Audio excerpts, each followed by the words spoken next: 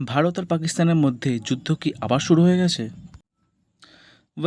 আমরা জানি যে ভারত আর পাকিস্তানের মধ্যে সিজফায়ার হয়ে গেছে এবং সেটা মার্কিন প্রেসিডেন্ট ডোনাল্ড ট্রাম্পের মধ্যস্থতাতেই হয়েছে। মার্কিন প্রেসিডেন্ট একটা পোস্টে জানিয়েছেন যে একটা দীর্ঘ আলাপ আলোচনার পরেই ইন্ডিয়া আর পাকিস্তানের মধ্যে সিজফায়ারটা সম্ভব হয়েছে এবং মার্কিন প্রেসিডেন্ট এটা করতে সফল হয়েছে। সিজফায়ারের জন্য দুটো দেশকে তিনি ধন্যবাদ জানিয়েছেন।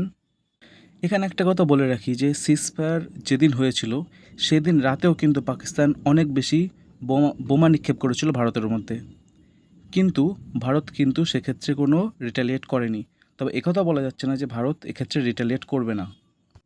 তো এখন প্রশ্ন হলো, হঠাৎ করে এই সিজফায়ারটা সম্ভব হলোই বা কী করে, যখন দুটো দেশই প্রায় সমানভাবে পাল্লা দিয়ে যুদ্ধ করতে শুরু করে দিয়েছিল, তবে এই সিজফায়ারটা সম্ভব হলো কী করে?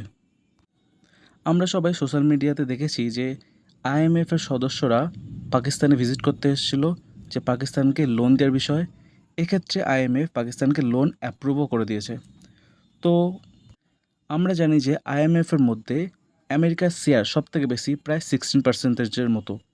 তো আমেরিকা এখানটায় নিশ্চয়ই প্রভাব খাটিয়েছে কিভাবে এই যুদ্ধকে বন্ধ করা যায়।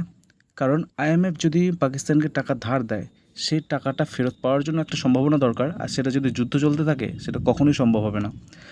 তো পরোক্ষভাবে আমেরিকা চেষ্টা করছিল যাতে যুদ্ধটাকে থামানো যায়।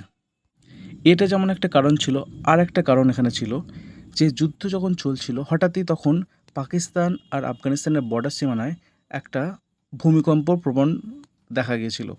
তো হঠাৎ করে যুদ্ধের মাঝখানে ভূমিকম্প একটা নিশ্চয়ই সন্দেহের বিষয়। অনেকে মনে করছেন পাকিস্তানের এয়ারবেস ধ্বংস হয়ে যাওয়ার পরে পাকিস্তান মরিয়া হয়ে গেছিলো কীভাবে রিটালিয়েট করবে, তাই জন্য সে আগেভাগে পরমাণু একটা অগ্রিম টেস্ট করছিল তারা, যাতে ভারতের ওপরে পরমাণু বোমা নিক্ষেপ করা যায়। এক্ষেত্রে নিশ্চয়ই আমেরিকা এটা বুঝতে পেরেছিল, আর সঙ্গে সঙ্গে সেটা ভারতের সঙ্গে ডিসকাসও হয়েছে।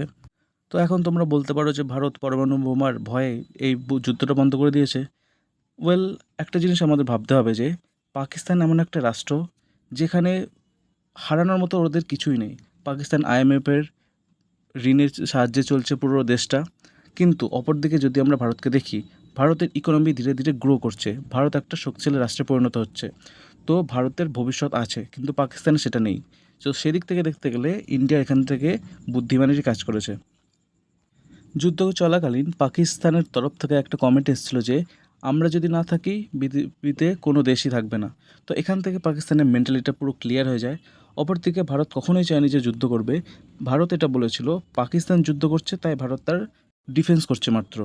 তো পাকিস্তান যদি কোনো যুদ্ধ নাই করে তো ভারত যুদ্ধ প্রশ্নে ওঠে না। তো এক্ষেত্রে ভারতের একদম সঠিক সিদ্ধান্ত নিয়েছে। পরবর্তী কী আপডেট আসে সেটা পরবর্তী ভিডিওতে জানানো হবে।